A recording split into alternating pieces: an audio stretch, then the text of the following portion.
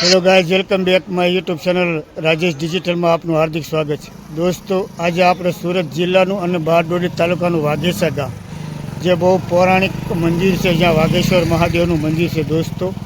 અને ત્યાં એક એવી બહુ મહાભારત સાથે સંકળાયેલી તાપી નદી કિનારે ભીમની એક કહાની છે દોસ્તો, કે ભીમ જ્યારે આયા તાપી નદીમાં નાહવા આવ્યો અને પાણી નહોતું, એટલે ભીમ આડા પડકે નાહવા આવ્યો, એટલે નદીનું પાણી દોસ્તો નદીનું પાણી ફૂલ થઈ ગયું અને આ મહાદેવના મંદિર તરફ આવ્યું. એટલે પાર્વતીજી મહાદેવજીને કીધું કે જાઓ તમે ભીમની કસોટી કરો. એ જગ્યા તમે જુઓ દોસ્તો, આ બાજુથી જવાય છે, આ મંદિરની બાજુમાં એકદમ રસ્તો છે, આ બાજુથી જવાય છે. અહીંથી 1 કિલોમીટર જેવું દૂર છે દોસ્તો. આ વાઘેસા મંદિર દોસ્તો સુરતથી લગભગ 40 કિલોમીટર જેટલું દૂર છે અને વાઘેસા ગામથી 1 કિલોમીટર જેટલું દૂર છે. આયા મોની બાપુની સમાધિ છે દોસ્તો. અને આ મોની બાપુની સમાધિ આપણે પહેલાં દર્શન કરવા માટે જઈએ દોસ્તો. આ તમને જે જગ્યા દેખાઈ રહી છે, આ છે પાર્કિંગ વ્યવસ્થા છે, વાઘેશ્વર મહાદેવની પાર્કિંગ વ્યવસ્થા છે. અને સામું તમને દેખાશે ને, એ વાઘેશ્વર મહાદેવનું મંદિર છે, જે 800 વર્ષ જૂનું મંદિર છે. આપણે ત્યાં દર્શન કરવા જઈએ તે પહેલાં આપણે સંતના દર્શન કરવા માટે આભાર.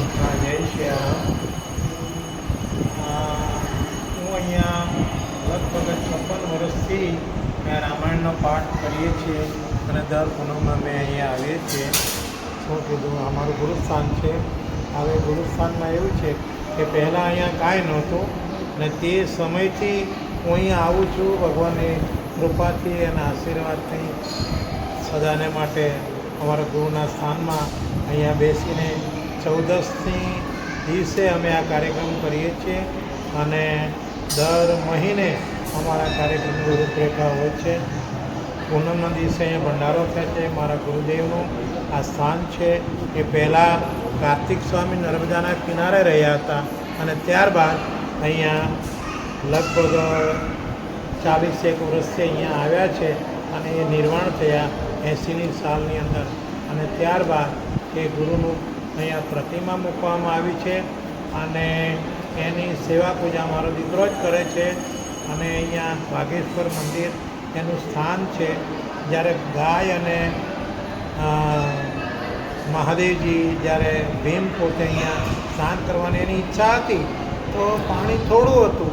પાણી થોડાના આધારે અહીંયા પાણી ઘેરાય એ વિશે ભીમ પોતે આડા સૂઈ ગયા અને પાણીની વધારો થવા મળે. એટલે ભગવાન શંકર વિચાર કર્યો કે આ તો અતિશય થઈ જવાનો, એટલે ભીમે પોતે મહાદેવજીએ અને પાર્વતીજીએ ગાયના સ્વરૂપમાં અને ભોળાનાથ પોતે વાઘના સ્વરૂપમાં થયા અને ગાયની પાછળ વાઘ દોડ્યા. એટલે ભીમને પોતાને એમ થયું કે મારી ક્ષત્રિય જાતિ અને હું જો આ સ્વરૂપ જોઉં તો મને દુઃખ લાગે, મને લાંછન લાગે. એટલે એ પોતે ઊભા થઈ ગયા અને પછી પાણી વયું ગયું ને જતું રહ્યું પાણી. ત્યાર પછી આ અલોપ થઈ ગયા અને ભગવાન શંકરે અહીંયા એનું સ્થાન જમાયું, જેનું નામ વાઘેશ્વર મંદિર એના ઉપરથી પડ્યું. અને અહીંયા ગાય અને ભીમના પગલાં પુરાતન નદીની અંદર છે, પણ એ નદીની અંદર જઈ શકાતું નથી અત્યારે. ત્યારે દૂરથી બધા દર્શન કરીને પાવન થાય છે. અહીંયા દર પૂનમે અમારે ભંડારો થાય છે. અવરનવર લોકો અવરજવર કરે છે અને ગામના આજુબાજુના ભક્તજનો ત્યાં અહીંયા આવીને ખૂબ આનંદ મંગલ કરે છે. અને અમારા ગુરુનું સ્થાન એ છે અને ગુરુની આસ્થાથી આ અમારા 18 ગામનું આ પરગણું આ મંદિર છે. 18 ગામના પાટીદાર સમાજનું, અને એ પાટીદાર સમાજનું આ મંદિર હોવાથી આ મંદિરમાં ઘણા લોકો અહીંયા આવીને દર્શન કરે, ભગવાનનું નામ લે અને પોતાની આસ્થા પ્રમાણે અહીંયા સેવા ભક્તિ થાય છે.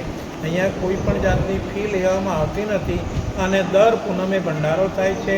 અને આજુબાજુના યાત્રિકો અહીંયા આવે, વસે, રહે, એના માટે રહેવાની વ્યવસ્થા, પાણી, ટોયલેટ, બાથરૂમ બધી વ્યવસ્થા છે અહીંયા. અને કોઈ પણ ભક્ત અહીંયા આવીને, આ NRI પ્રદેશ છે એટલે લોકો સારી એવું દાન પણ અહીંયા માતબર દાન આવે છે. અહીંયાની આવક આકાશી વૃત્તિથી જ. બાપુ, કોઈને બહાર ગામથી આવવું હોય તો આ સુરતથી કેટલા કિલોમીટર છે અને બારડોલીથી કેટલું થાય? સુરતથી અહીંયા લગભગ માનો 34 કિલોમીટર થાય. હા, અને કામરેજ રહીને અવાય, વડોદરા રહીને પણ આવી શકાય, અને હાઈવેથી કુસમાડી ચોકડીથી સીધો રોડ છે, બાયપાસ એ 24 કિલોમીટર છે. જે અહીંયા વાઘેતા સ્થાને અમારે પહેલાંના સમયમાં અમે જ્યારે અહીંયા શરૂઆત થઈ પૂનમની અંદર, તો એ પૂનમની અંદર લોકો ખૂબ અહીંયા મચ્છરનો ત્રાસ હતો, લાઇટ હતી નહીં. એ સમયથી અમે પોતે આવીને આ આધુનિક સમયમાં ભગવાને અમને લાવીને અહીંયા ગાયક કાર્યક્રમ કરાવે છે, રામાયણનો પાઠ કરાવે છે, સુંદરકાંડ પાઠ દર 14થી રાત્રે અહીંયા અખંડ નામ સ્મરણનું કીર્તન થાય છે, શ્રીરામની ધૂન થાય છે. અને અમારા ગુરુદેવની પ્રતિમા જે ગોઠવેલી છે એ અતિ સુંદર અને અતિ સૌંદર્યપૂર્વક ગોઠવી છે, જેનું મારો દીકરો જ પોતે આરતી પૂજા કરે છે અને એ મારો દીકરો અહીંયા રહે છે અને ભગવાનની પ્રતિમાની વ્યવસ્થા કરે છે. થેન્ક યુ બાપુ. આ જે હિસ્ટ્રી કહેવા બદલ આપનો ખૂબ ખૂબ આભાર. ધન્યવાદ. જય શ્રી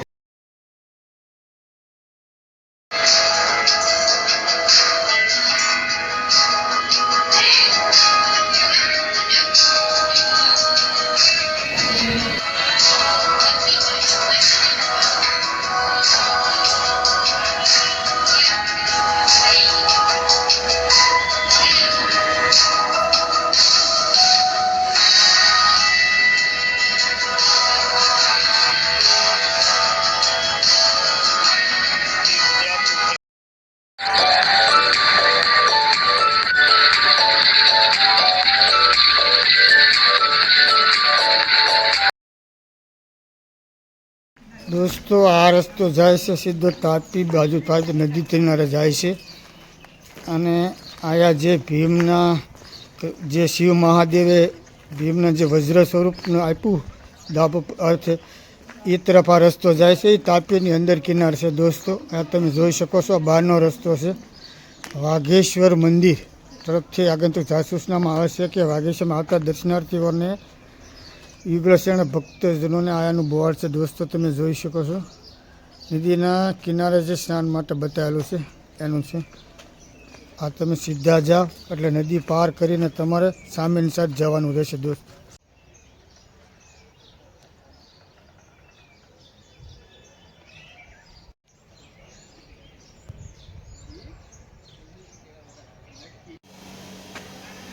નવીનભાઈ, આ વાઘેશ્વર મહાદેવના મંદિરે તમે દર્શન કરવા માટે આવ્યા તમારા ફેમિલી સાથે, તો શું કહેશો આ મંદિર વિશે? વાઘેશ્વર મંદિર બહુ મજાનું છે. અમે નાના હતા ત્યારથી અહીંયા આવતા. હાલ અમે મુંબઈ રહીએ છીએ, તો બી જ્યારે અમે ગામ આવીએ, ખોજનો છું, જ્યારે બી ગામ આવીએ ત્યારે દર્શન કરવા જ આવીએ છીએ. અમે બાપુ હતા ત્યારે બી નાના હતા ત્યારે આવતા હતા, ત્યારે આ જૂનું આશ્રમ હતું, હવે તો મજાનું નવું બની ગયું છે એ. તો જોઈને બહુ આનંદ થાય અને દર્શન લેવા અમે હંમેશા આવીએ છીએ.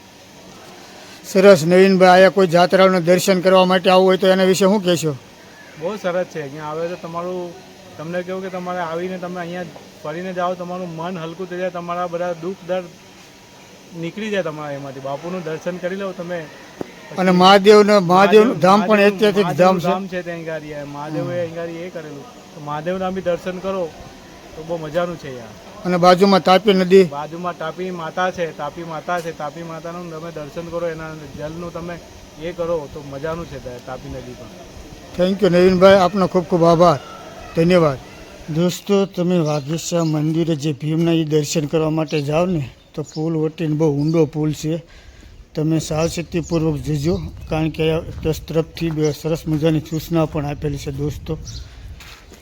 તો દોસ્તો, તમને આ વિડીયો કેવો લાગ્યો જરા કોમેન્ટ બોક્સમાં જઈને જરૂર લખજો. અને આ જગ્યા બહુ ધાર્મિક જગ્યા છે દોસ્તો, તો તમે એકવાર ચોક્કસ આ જગ્યાની મુલાકાત લેજો દોસ્તો. તો મળીએ બીજા આવા જ બ્લોગ સાથે. ત્યાં સુધી રજા લે. વિડીયો પૂરો જોવા બદલ આપનો ખૂબ ખૂબ આભાર. આવજો. સીતારામ, જય માતાજી, હર હર મહાદેવ.